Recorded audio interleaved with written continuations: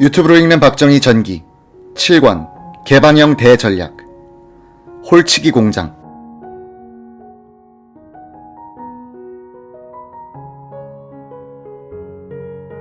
상공부 공업 1국장 오원철은 한국의 중소기업을 수출업체로 전환시키는 전략을 짜는 과정에서 대만의 중소기업 연구를 위해 현지를 방문했다.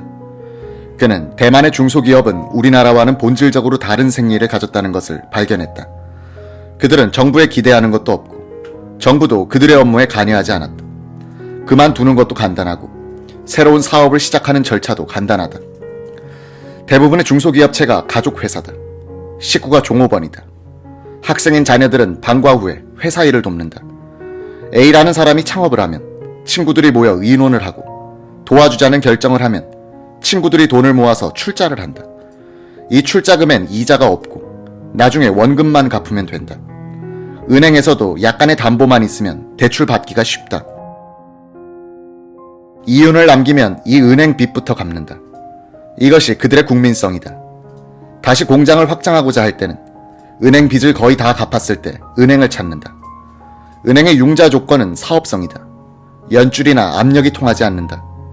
의리와 신용의 세계다. 빚지는 것을 싫어하니 기업의 내실은 튼튼할 수밖에 없다. 이런 강점은 아시아를 휩쓴 1997년에 금융위기에서 실증됐다.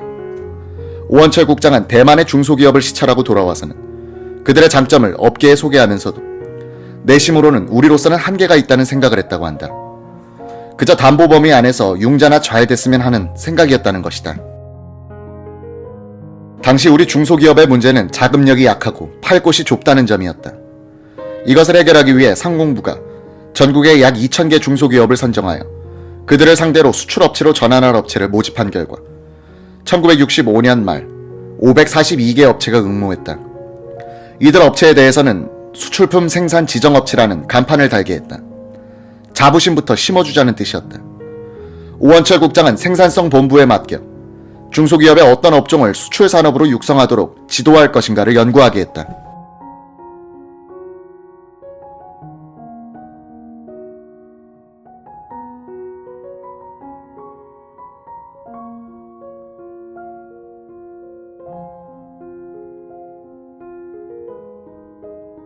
그 선정 기준은 비교 생산비가 외국에 비해서 낮을 것, 외화 가득률이 높을 것, 고용률이 높을 것, 수출 실적의 증대가 기대되는 것, 그리고 해외 시장성이 좋은 것. 이 기준에 따라 13개 품목이 선정됐다.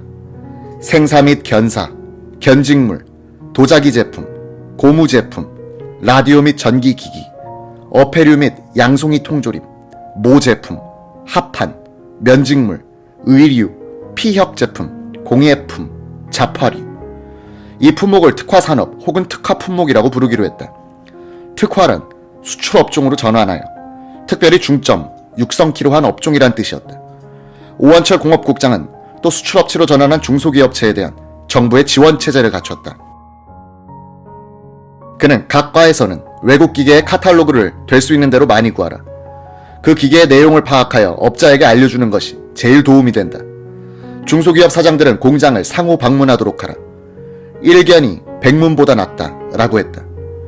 지방행정조직의 상공과에 대해서는 연도별 수출계획서를 작성하고 매월 실적을 보고토록 했다. 연말에는 청와대의 지방별 수출 실적이 보고되니 시장, 도지사들이 뛰지 않을 수 없었다. 1966년의 경우 전국의 시도에서 작성한 중소기업 수출 목표는 총 5천만 달러였다. 이해 수출 목표는 2억 5천만 달러였고 그 가운데 공산품은 1억 5,872만 달러였다. 수출 공산품의 약 3분의 1을 중소기업에서 해내기로 했다는 얘기다. 중소기업이 수출 전선에서 맹활약하는 가운데 여성 인력들이 경제개발에 동원되기 시작했다. 이때는 가족계획이 본격적으로 실시될 무렵이었다. 가족 부양의 부담이 줄어든 많은 주부들도 중소기업의 생산 현장으로 몰려갔다. 가발과 함께 초창기의 중소기업 수출을 주도한 것은 홀치기였다. 일본어로는 시보리라고 하는데 1어를 쓰는 것이 못하다고 해서 만든 용어였다. 명주는 원래 얇은 천인데 이 천을 좀 두텁게 보이게 하면서 각종 문양을 짜넣고 염색한 것이 시보리다. 이 문양은 기계로 짜넣는 것이 아니라 수공업적으로 한 바늘 한 바늘씩 일일이 짜놔야 하는 것이다. 1964년에 홀치기 제품은 약 9만 달러어치가 일본으로 수출됐다. 다음해엔 수출액이 115만 달러, 1966년에는 287만 달러, 1967년에는 1442만 달러, 1969년에는 2587만 달러에 달했다. 이 해엔 전국에서 11만 2천 명의 여성들이 이 홀치기에 종사하고 있었다. 이렇게 수출이 늘어나니 생사 공급을 위해서 양잠을 장려하게 됐다. 중소기업의 수출 전환을 실무적으로 주도했던 오원철 국장은 이렇게 말했다. 중소기업의 수출 전선에서 필요한 노동력은 가냘픈 처녀들의 손이었다. 머리카락을 판 것도 가난한 처녀들이요. 이 머리카락으로 가발을 만든 것도 이들이었다. 홀치기로 밤을 새운 것도 여자들이었다. 우리나라는 가난한 나라이니 여자가 살림을 꾸려갈 수밖에 없었던 시절이다. 남자들에게는 아직 일감이 없었다.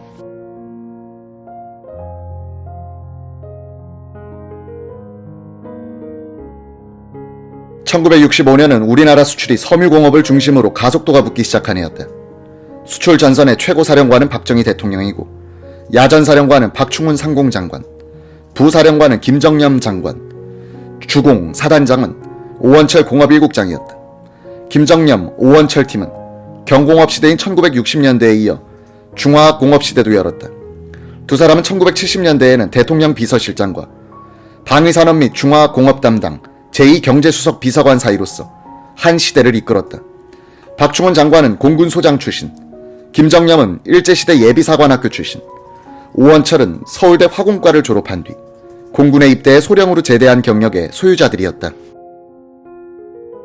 장교, 이공계 출신 엘리트가 한국 수출 전략의 기본을 짰다는 것은 많은 생각을 하게 한다. 실천력, 계획성, 과학 정신을 공유하고 있는 군, 이공계 출신들의 영향력이 근대화 과정에 많이 반영된 것은 박정희 대통령 자신이 포병 출신으로서 사고방식이 기본적으로 이공계적인 면이 강했던 것과 관계가 있을 것이다. 1998년 월간조선 8월호의 조사에 따르면 대학 입학 정원에서는 이과가 52%로서 문과의 48%를 앞섰지만 김대중 정부 부처의 국장급 이상 공무원 가운데서는 이과 출신이 21%에 지나지 않았다.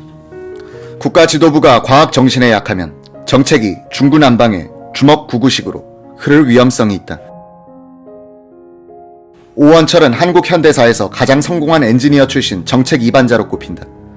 그는 기발하고도 파격적인 발상으로 중화학 공업 건설을 추진했다. 1950년대에 오 씨는 시발자동차 공장장, 국산 자동차 주식회사 공장장을 지내면서 한때는 기름 없이 달리는 자동차 연구에 골몰했던 적도 있었다. 이 시절 이승만 대통령은 기름 없이 달릴 수 있는 자동차를 개발하면 온갖 특혜를 다 주겠다는 엉뚱한 공약을 한 적이 있었다. 이 대통령은 가끔 북진 통일론을 이야기했는데 그때마다 한국 내에서 소기 공급과 판매를 독점하고 있던 코스코란 미국의 석유 저장 회사가 미국 대사관의 지시에 따라 석유 시판을 중단하는 방식으로 압력을 넣곤 했다. 화가 난 이승만 대통령이 이상한 방법으로 반발한 것이다.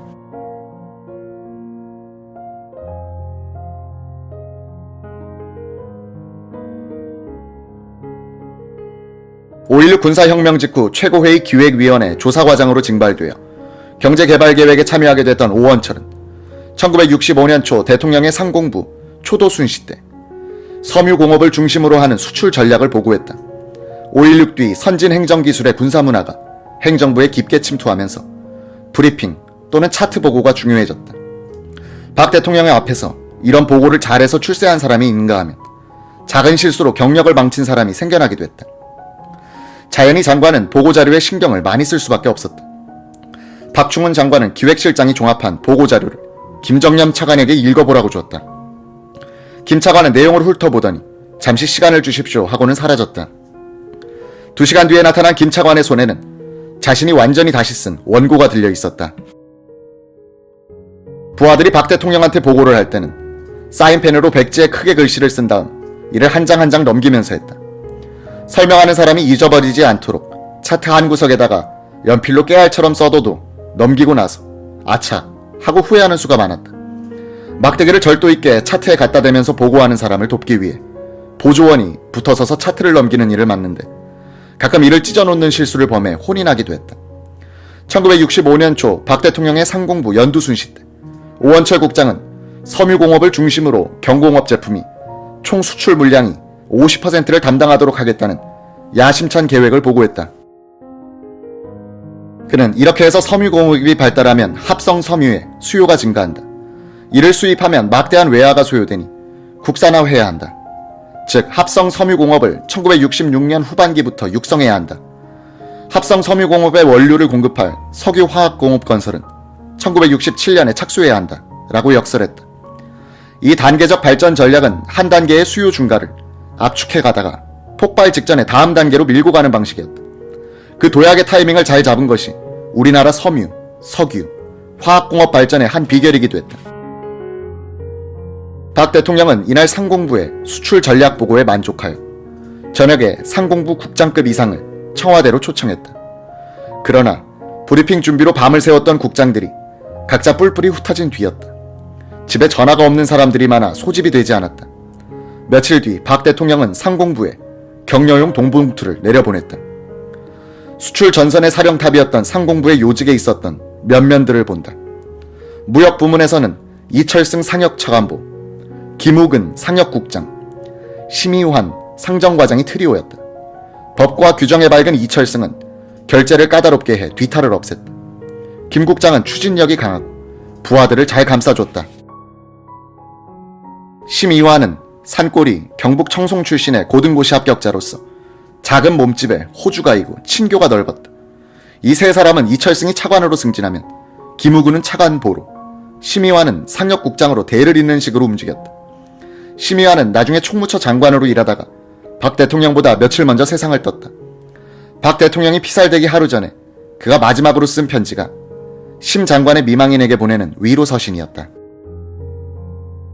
상역국 수출진흥과장 자리에는 문기상, 계장으로는 홍성좌, 이동훈 같은 사람들이 뛰었다.